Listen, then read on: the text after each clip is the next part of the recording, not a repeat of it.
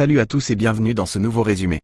Aujourd'hui, plongeons dans Lust au CH Fegrin Store, All Things Fair, en anglais, un drame romantique audacieux et émouvant de 1995, se déroulant dans la Suède des années 1940.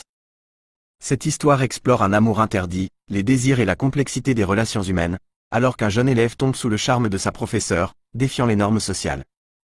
Restez avec nous pour découvrir ce récit à la fois controversé et poignant, qui questionne les limites de l'amour et de la morale. En 1943, alors que la Seconde Guerre mondiale fait rage, Stig, 15 ans, tente de trouver sa place en tant qu'élève à Malmö, où il a emménagé avec sa famille depuis Stockholm 2 ans plus tôt.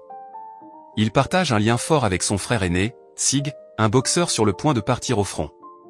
Un jour, pendant un cours, Stig se fait remarquer pour avoir fait passer un mot en classe.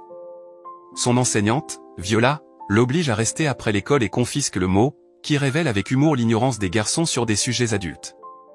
En guise de punition, elle lui demande de nettoyer le tableau noir et de chasser les mouches persistantes dans la salle.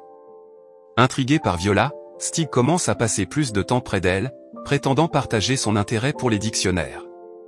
Viola, qui est mariée, commence à répondre à son attention, ce qui mène à une relation secrète et compliquée entre eux.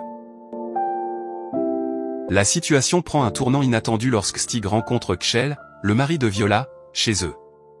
Bien qu'il aperçoive Stig, Kjell pense qu'il s'agit simplement d'un élève cherchant de l'aide et ne soupçonne rien. Au lieu de cela, les deux hommes développent une camaraderie surprenante en se liant autour de la musique classique.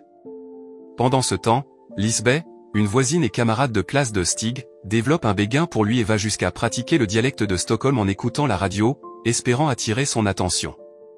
En parallèle, Stig reçoit des lettres codées de son frère Sig, qui sert à bord du sous-marin Ulven. Un jour, Kjell surprend Stig se promenant dans sa maison vêtue d'un peignoir, ce qui force Stig à avouer la vérité sur sa relation avec Viola. Cependant, Kjell révèle qu'il connaissait l'affaire depuis le début, mais qu'il se sent impuissant face à la situation. Il confie à Stig que son mariage avec Viola est tendu depuis son infidélité peu après leur mariage, une blessure dont leur relation ne s'est jamais remise. Malgré cela, Kjell et Stig maintiennent une amitié improbable, bien que l'alcoolisme croissant de Kjell commence à inquiéter Stig. Cela pousse Stig à reconsidérer sa relation avec Viola. Après une soirée familiale animée, Lisbeth emmène audacieusement Stig dans sa chambre et lui offre sa virginité. Pris au dépourvu et incertain de comment réagir, Stig hésite, laissant Lisbeth blessée et déçue par ce qu'elle perçoit comme de l'indifférence. Déterminé à se racheter, Stig élabore un plan audacieux. Il se faufile dans le vestiaire des filles à l'école et se cache dans un coffre, appelant Lisbeth lorsque la voie est libre. Intriguée et prête à pardonner, Lisbeth le rejoint dans cet espace confiné, où ils expriment secrètement et tendrement leurs sentiments l'un pour l'autre. Peu après, le monde de Stig est bouleversé par une annonce radio alarmante concernant une explosion de sous-marin. Avec une peur croissante, il vérifie la dernière lettre de Stig et confirme la terrible vérité, son frère était à bord du navire condamné.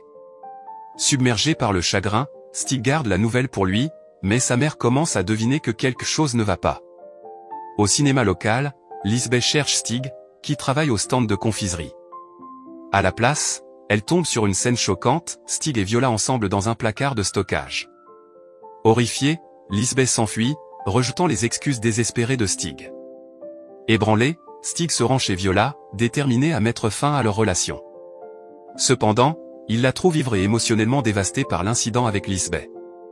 Sa résolution vacille, et il cède à nouveau. Plus tard, Viola assène un coup dur, elle informe Stig qu'elle a décidé de le faire échouer dans sa classe.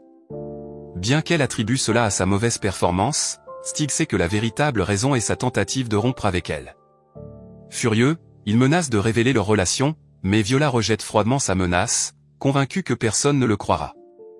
Le dernier jour de l'année scolaire, Stig apprend du principal qu'il devra redoubler.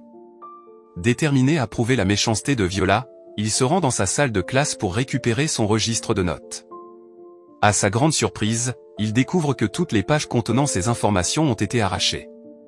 Alors qu'il digère cette trahison, la célébration de l'école prend une tournure terrifiante. Un avion rugit au-dessus de l'école et déverse du carburant sur le terrain, provoquant chaos et blessures parmi les élèves. Stig assiste aux funérailles de son frère Sig aux côtés de ses parents endeuillés, rendant hommage aux sous-mariniers disparus. Pendant le sombre trajet en train pour rentrer chez eux, sa mère, ignorante de l'affaire entre Stig et Viola, réfléchit à ses notes et absences en baisse. Elle se blâme pour ne pas avoir écrit des excuses pour son fils, attribuant ses difficultés aux horaires tardifs du cinéma et au poids émotionnel du service militaire de Stig. Alors que ses soupçons d'un problème plus profond commencent à émerger, Stig l'interrompt, promettant critiquement de tout lui raconter un jour, quand elle sera plus âgée. Désespéré de rétablir les choses, Stig rend visite à Kjell et le supplie d'intervenir pour restaurer son dossier scolaire. Mais Kjell, apathique et brisé, ne propose aucun soutien. Frustré et à court d'options, Stig prend les choses en main. Lors de la cérémonie de fin d'année, alors que Viola distribue les bulletins scolaires, Stig fait irruption dans la salle.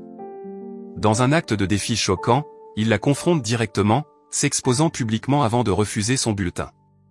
Avec cela, il quitte l'école, une valise à la main, remplie des dictionnaires qu'il a tranquillement volés dans le bureau de Viola, une revendication symbolique de son pouvoir alors qu'il laisse derrière lui sa vie scolaire tumultueuse. On arrive au terme de cette vidéo. Dites-moi en commentaire ce que vous en avez pensé. Et si vous voulez plus de contenu comme ça, n'oubliez pas de liker, de vous abonner et d'activer les notifications. À très bientôt.